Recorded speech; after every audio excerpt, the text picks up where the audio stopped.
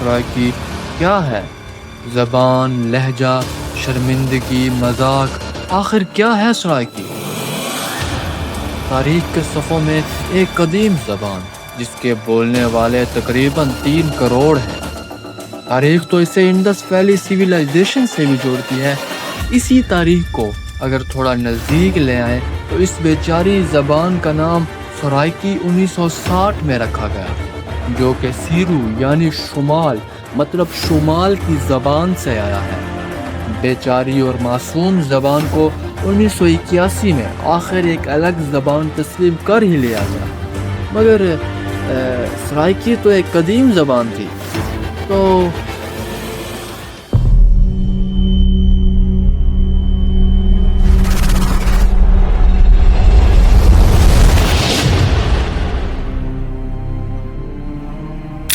سلام، میں انیس۔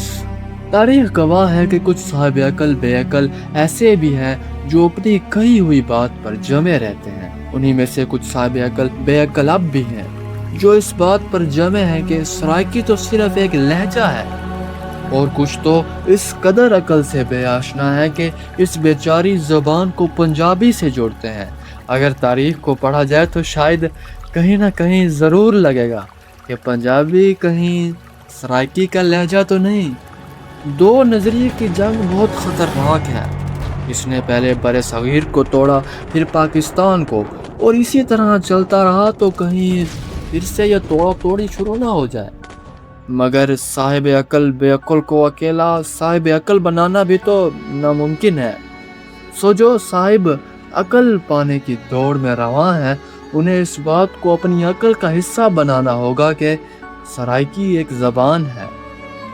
سرائیکی زبان کے تاریخی پردے کو ہٹایا جائے تو یہ زبان ایک دن یا سال میں وجود میں نہیں آئی، یہ آہستہ آہستہ مختلف زبانوں کے ملاپ سے صدیوں میں وجود میں آئی۔ سرائیکی کی جڑیں انڈس ویلی سیویلائزیشن کی قدیم بولیوں میں ہیں۔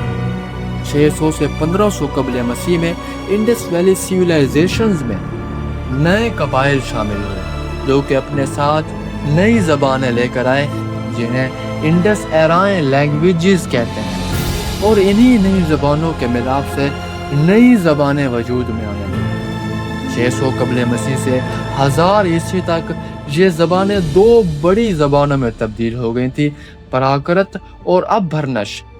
پھر انہی زبانوں سے سرائیکی اور سندھی اور پھر پنجابی وغیرہ نکلی، اور اس کا ثبوت قدیم سنسکرت اور پراکرت متنوں میں ملتا ہے۔ 1000 سے 1500 عیسوی میں اب سرائیکی زبان واضح شکل اختیار کر رہی تھی۔ سرائیکی کو ملتانی، جھٹکی اور ہندکی کہا جانے لگا۔ 1200 سے 1800 عیسوی میں اہم شخصیات خواجہ غلام فرید جیسے شاعروں کی شاعری سے سرائیکی زبان پھیلی اور عام لوگوں تک پہنچی۔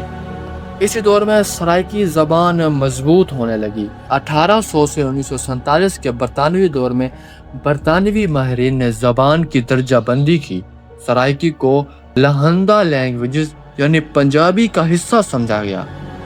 1947 سے 1960 کے دوران لوگ ان زبانوں کو ایک الگ پہچان دینا چاہتے تھے۔ مختلف نام استعمال ہونے لگے جیسا کہ سرائیکی، ملتانی وغیرہ۔ پھر آخر کار ان سب بولیوں کو ایک شناخت دینے کے لیے 1960 میں انہیں ایک نام سرائیکی دیا گیا۔ 1981 میں سرکاری طور پر اسے ایک الگ زبان تسلیم کر لیا گیا۔ تو یہاں یہ واضح ہے کہ سرائیکی سرکاری طور پر بھی ایک الگ زبان ہے جس کی اپنی تاریخ اور اپنا دور ہے۔ یہ ویڈیو نہ تو کسی زبان کو اچھا برا بنانے کے لیے بنائی ہے اور نہ ہی کسی دوسری زبان کو نیچا دکھانے کے لیے، سو آپ ان صاحب عقل بے عقلوں میں شامل نہ ہوئیے گا۔ شکریہ۔